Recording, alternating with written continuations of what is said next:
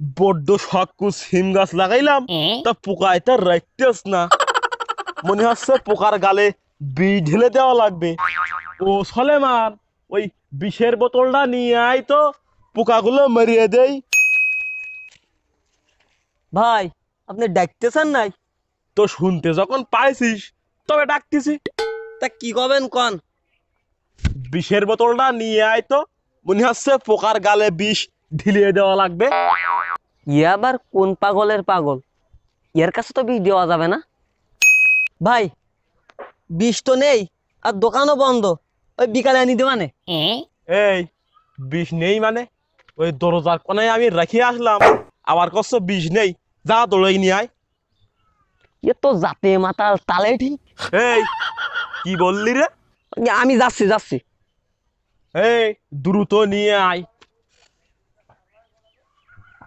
ঘন্টা দেড়েক হয়ে গেল, সলেমান কি বিষ খেয়ে মরে গেল?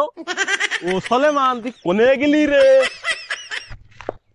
ও সলেমান, কি হয়েছে তোর?